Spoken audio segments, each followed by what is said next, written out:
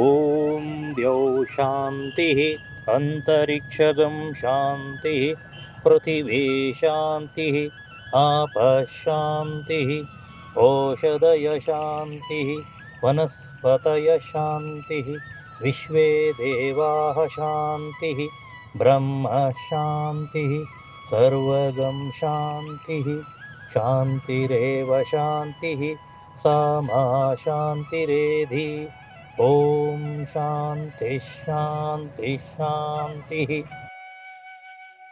ನಮಸ್ಕಾರ. ಪರ್ಯಾವರಣ ಸಂರಕ್ಷಣಾ ಸಿಂಹಾವಲೋಕನ. 2019ರಲ್ಲಿ ಪ್ರಾರಂಭವಾದ ಪರ್ಯಾವರಣ ಸಂರಕ್ಷಣಾ ಅಖಿಲ ಭಾರತದ ಒಂದು ಸಂಘಟನೆಯಾಗಿದ್ದು, ದೇಶದಾದ್ಯಂತ 20,000ಕ್ಕೂ ಅಧಿಕ ಕಾರ್ಯಕರ್ತರನ್ನು ಹೊಂದಿದೆ. ಕರ್ನಾಟಕದಲ್ಲಿಯೂ ಸಹ ಪ್ರತಿ ಜಿಲ್ಲೆಗಳಿಗೆ ಸಂಯೋಜಕರ ನಿಯುಕ್ತಿಯಾಗಿದ್ದು, ತಮ್ಮ ತಂಡದೊಂದಿಗೆ ನಿರಂತರ ಕೆಲಸ ನಡೆಯುತ್ತಿದೆ. ವೃಕ್ಷ, ಜಲ, ತ್ಯಾಜ್ಯ ನಿರ್ವಹಣೆ ಮುಖ್ಯ ವಿಷಯವನ್ನಾಗಿಟ್ಟುಕೊಂಡು ಪ್ರತಿ ಮನೆಯನ್ನು ಪರಿಸರ ಸ್ನೇಹಿಯಾಗಿಸುವುದೇ ಈ ಸಂಘಟನೆಯ ಉದ್ದೇಶವಾಗಿದೆ. ವಿರೋಧ ಅಲ್ಲ ವಿಕಲ್ಪ ಎನ್ನುವ ಧ್ಯೇಯ ಹೊಂದಿರುವ ಈ ಸಂಘಟನೆ ಸದಾ ಸಕಾರಾತ್ಮಕವಾದ ದೃಷ್ಟಿಕೋನದಿಂದ ಕೆಲಸ ಮಾಡುತ್ತಿದೆ. ಸ್ವಯಂ ಸೇವಾ ಸಂಸ್ಥೆಗಳು, ಧಾರ್ಮಿಕ ಸಂಸ್ಥಾನ, ಶಿಕ್ಷಣ ಸಂಸ್ಥಾನ, ನಾರಿಶಕ್ತಿ, ಯುವಶಕ್ತಿ, ಜನಸಂವಾದ, ಜನಸಂಪರ್ಕ ಹೀಗೆ 7 ವಿಭಾಗಗಳಿದ್ದು, ಜಲ, ವೃಕ್ಷ, ತ್ಯಾಜ್ಯ ನಿರ್ವಹಣೆ ಈ 3 ಆಯಾಮಗಳನ್ನು ಹೊಂದಿರುವುದಲ್ಲದೆ ಸಮಾಜದ ಸಹಭಾಗಿತ್ವದೊಂದಿಗೆ ನಿರಂತರ ಕೆಲಸ ಮಾಡುತ್ತಿದೆ. ಬೆಂಗಳೂರಿನ ಅಕ್ಷಯನಗರ ಕೆರೆ, ಯಲೇನಹಳ್ಳಿ ಕೆರೆ, ಸುಬ್ರಹ್ಮಣ್ಯ ಕೆರೆ, ಶಿವಮೊಗ್ಗದ ವಾಜಪೇಯಿ ಬಡಾವಣೆಯ ಕೆರೆ, ಶ್ರೀ ಸಾಯಿ ಕೆರೆಯ ಪುನರುಜ್ಜೀವನ ಕಾರ್ಯ ಸ್ಥಳೀಯರ ಸಹಕಾರದೊಂದಿಗೆ ನಡೆದಿದೆ. ಪುನರುಜ್ಜೀವನಗೊಂಡ ಕೆರೆಗಳ ನಿರ್ವಹಣೆ ಸಹ ಅತ್ಯಂತ ಯಶಸ್ವಿಯಾಗಿ ನಡೆಯುತ್ತಿದೆ. ಪ್ರತಿ ವಾರ ಸ್ವಯಂ ಸೇವಕರಿಂದ ಶ್ರಮದಾನದ ಮೂಲಕ ಸ್ವಚ್ಛತಾ ಕಾರ್ಯಕ್ರಮ ನಡೆಯುತ್ತಿದೆ. ಅಕ್ಷಯನಗರ ಮತ್ತು ಯಲೇನಹಳ್ಳಿ ಕೆರೆಗಳಲ್ಲಿ ಜಲ ಜಾಗೃತಿಯ ಸಲುವಾಗಿ ಕೆರೆಗೆ ಗಂಗಾರತಿ ಕಾರ್ಯಕ್ರಮ ನಡೆಯುವುದಲ್ಲದೆ, ಜಲಮೂಲಗಳ ಸಂರಕ್ಷಣೆಯ ಜಾಗೃತಿಗೆ ಕಿರುನಾಟಕ ಪ್ರದರ್ಶನ, ಪರಿಸರ ಸಂರಕ್ಷಣಾ ಕಾರ್ಯಾಗಾರ ಸಹ ನಡೆಯುತ್ತಿದೆ. ಅಕ್ಷಯನಗರ ಕೆರೆಗೆ ಅಪಾರ್ಟ್ಮೆಂಟ್ಗಳಿಂದ ಬರುವ ಸ್ಯೂಯೇಜ್ ನೀರನ್ನು ತಡೆಗಟ್ಟಲು ಬಿಬಿಎಂಪಿ ಮತ್ತು ಕರ್ನಾಟಕ ಮಾಲಿನ್ಯ ನಿಯಂತ್ರಣ ಮಂಡಳಿಯ ಸಹಕಾರದೊಂದಿಗೆ ಕೆಲಸಗಳು ಯಶಸ್ವಿಯಾಗಿ ಸಾಗುತ್ತಿದೆ. ಚಿಣ್ಣರ ಸಹಭಾಗಿತ್ವದೊಂದಿಗೆ ಪ್ಲಾಸ್ಟಿಕ್ ತ್ಯಾಜ್ಯ ಮುಕ್ತ ಕೋಲಾರ ಅಭಿಯಾನದಡಿ ಶಾಲಾ ಕಾಲೇಜುಗಳ ವಿದ್ಯಾರ್ಥಿಗಳಿಗೆ ಪರಿಸರ ಸಂರಕ್ಷಣೆಯ ಜಾಗೃತಿ ಮೂಡಿಸಿ, ಮರುಬಳಕೆಯಾಗದ ಪ್ಲಾಸ್ಟಿಕ್ನಿಂದ ಆಗುವ ಅಪಾಯದ ಬಗ್ಗೆ ತಿಳಿಸಿ, ವಿದ್ಯಾರ್ಥಿಗಳ ಸಹಾಯದಿಂದ ಮನೆ ಮನೆಗಳಲ್ಲಿ ಜಾಗೃತಿ ಕಾರ್ಯಕ್ರಮ ನಡೆಯುತ್ತಿದೆ. ಮೊದಲನೆಯದಾಗಿ ಸಿಂಗಲ್ ಯೂಸ್ ಪ್ಲಾಸ್ಟಿಕ್ ನಿಷೇಧಿಸುವುದು, ಅಪ್ಪಿತಪ್ಪಿ ಬಳಸಿದರೆ ಅದನ್ನು ಇಕೋಬ್ರಿಕ್ ಮೂಲಕ ಬಂಧಿಸುವುದು. ಇಕೋಬ್ರಿಕ್ ಮೂಲಕ ಶಾಲೆಯ ಆವರಣಗಳಲ್ಲಿ ಗಿಡಗಳಿಗೆ ಪಾತಿ ಮಾಡುವ ಕೆಲಸಗಳು ಯಶಸ್ವಿಯಾಗಿ ನಡೆಯುತ್ತಿದೆ. ಏಕ್ ಪೇಡ್ ದೇಶ್ ಕಾ ನಾಮ್ ಎನ್ನುವ ಅಭಿಯಾನದಡಿ ಬೀಜಾರೋಪಣದಿಂದ ವೃಕ್ಷಾರೋಪಣ ಅಭಿಯಾನವನ್ನು ಸಂಪೂರ್ಣ 1 ವರ್ಷ ನಡೆಸಲಾಗಿದೆ.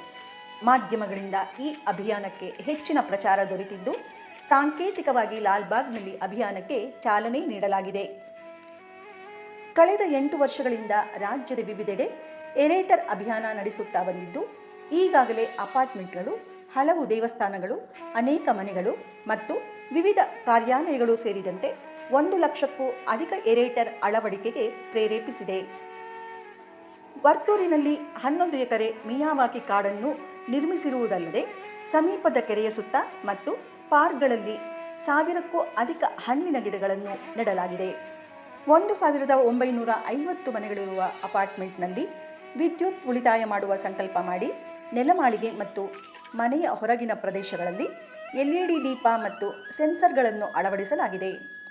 ಸೌರಶಕ್ತಿಯನ್ನು ಹೆಚ್ಚು ಉಪಯೋಗಿಸಿ ತಿಂಗಳ ವಿದ್ಯುತ್ ಬಿಲ್ನಲ್ಲಿ 2,10,000 ಅಂದರೆ ವಾರ್ಷಿಕವಾಗಿ 25,20,000 ಗಳಿಕೆಯಾಗಿದೆ.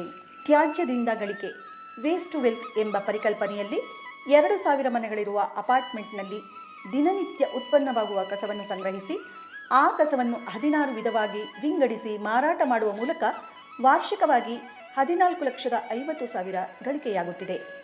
ಕೆರೆ ಕನೆಕ್ಟ್ಗಾಗಿ ಡಲ್ಟ್ ಸಂಸ್ಥೆಯ ಸಹಯೋಗದೊಂದಿಗೆ 2 ಬಾರಿ ಸೈಕ್ಲಥಾನ್ ನಡೆದಿದ್ದು, 250ಕ್ಕೂ ಅಧಿಕ ಪರಿಸರ ಆಸಕ್ತರು ಪಾಲ್ಗೊಂಡು ಈ ಅಭಿಯಾನಕ್ಕೆ ಸಾರ್ವಜನಿಕರಿಂದಲೂ ಉತ್ತಮ ಸ್ಪಂದನೆ ದೊರೆತಿದೆ.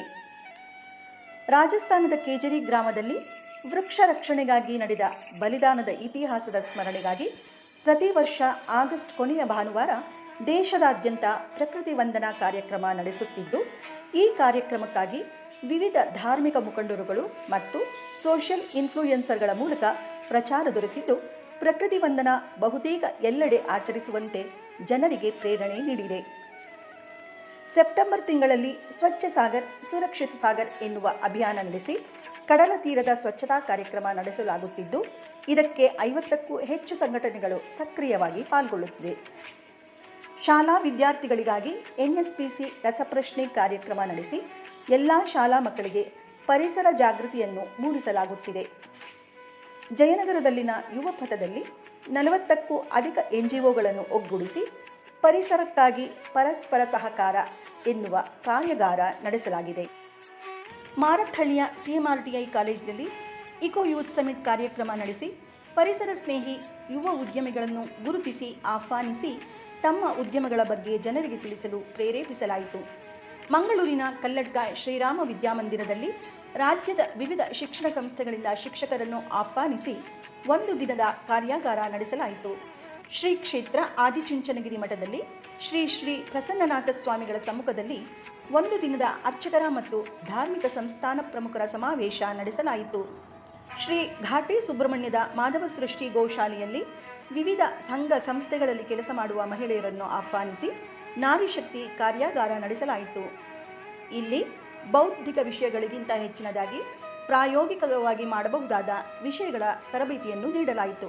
ಉದಾಹರಣೆಗೆ ಕುಂಕುಮ ತಯಾರಿಕೆ, ಬಯೋ ಎನ್ಸೈಮ್, ಕಾಂಪೋಸ್ಟ್ ತಯಾರಿಕೆಯ ಮಾಹಿತಿ ನೀಡಲಾಯಿತು.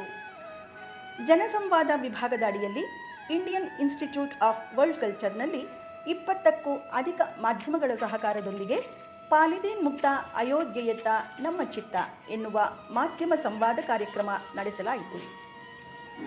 ಮೈಸೂರಿನ JSS ಕಾಲೇಜಿನಲ್ಲಿ ಈ ಯಂತ್ರಣ ನಿಯಂತ್ರಣ ಅಭಿಯಾನವನ್ನು ಪ್ರಾರಂಭಿಸಿ 4 ತಿಂಗಳುಗಳ ಕಾಲ ಈ ಅಭಿಯಾನದ ಮೂಲಕ ಈ ವೇಸ್ಟನ್ನು ಸಂಗ್ರಹಿಸಿ 4 ಅವರ್ಸ್ ಎನ್ನುವ NGOಗಳಿಗೆ ಕಳುಹಿಸಿಕೊಡಲಾಯಿತು. ಕೋಲಾರದಲ್ಲಿಯೂ ಈ ಅಭಿಯಾನ ಯಶಸ್ವಿಯಾಗಿದೆ. APS ಆಚಾರ್ಯ ಪಾಠಶಾಲೆಯಲ್ಲಿ ಸತತ 6 ತಿಂಗಳುಗಳ ಕಾಲ ಇಲ್ಲಿನ ಮಕ್ಕಳಿಗೆ ಪರಿಸರ ಸ್ನೇಹಿ ಜೀವನ, ಸೀಡ್ ಬಾಲ್ ತಯಾರಿಕೆ, ಕಾಂಪೋಸ್ಟಿಂಗ್, ತಾರಸಿ ತೋಟ, ಇಕೋ ಬ್ರಿಕ್ ತಯಾರಿಕೆ ಸೇರಿದಂತೆ ಅನೇಕ ವಿಷಯಗಳ ಜಾಗೃತಿ ಮೂಡಿಸಲಾಯಿತು.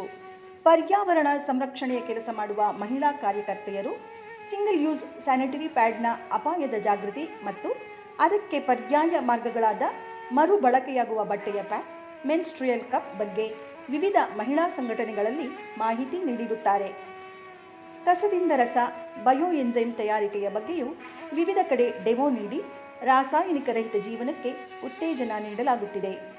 ಇಂಟರ್ನ್ಶಿಪ್ಗೆ ಬರುವ ಕಾಲೇಜು ವಿದ್ಯಾರ್ಥಿಗಳ ಮೂಲಕ ಮನೆಗಳನ್ನು ಸಂಪರ್ಕಿಸಿ ಅವರಿಗೆ ಪರಿಸರ ಸ್ನೇಹಿ ಮಾಹಿತಿ ನೀಡಲಾಗಿದ್ದು, ಈವರೆಗೆ 5,000 ಜನರನ್ನು ತಲುಪಲಾಗಿದೆ. ಪರ್ಯಾವರಣ ಸಂರಕ್ಷಣೆಯ ಕಾರ್ಯಾಗಾರಗಳು, ಅಭ್ಯಾಸ ವರ್ಗಗಳು ಜೊತೆಗೆ ವಿವಿಧ ಸಂಘಟನೆಗಳ ಕಾರ್ಯಕ್ರಮದಲ್ಲಿ ಪರಿಸರ ಸ್ನೇಹಿ ಜೀವನ ಉತ್ತೇಜಿಸುವ ವಸ್ತುಗಳ ಪ್ರದರ್ಶನ ಮಾಡುವ ಮೂಲಕ ಜಾಗೃತಿ ಕಾರ್ಯಕ್ರಮಗಳು ನಡೆದಿವೆ. 2020ರಲ್ಲಿ ಜರುಗಿದ ಹರಿದ್ವಾರದ ಕುಂಭಮೇಳಕ್ಕೆ ತಟ್ಟೆ ಮತ್ತು ಬಟ್ಟೆ ಚೀಲವನ್ನು ಕಳುಹಿಸಲಾಗಿತ್ತು.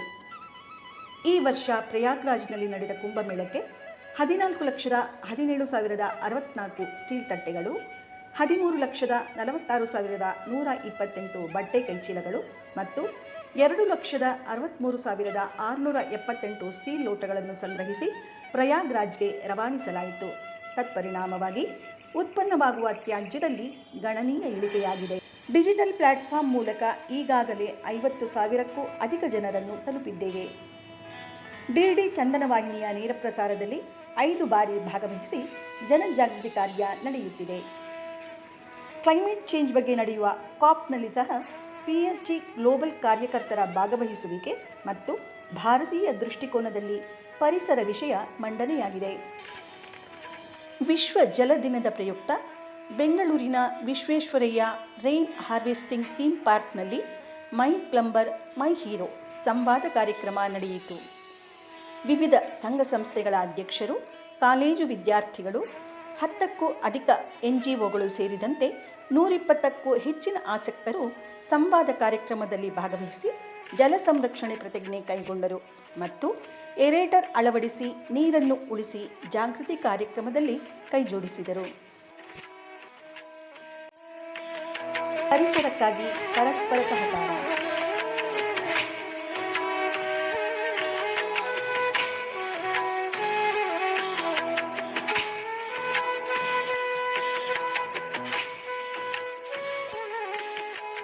ಧನ್ಯವಾದಗಳು.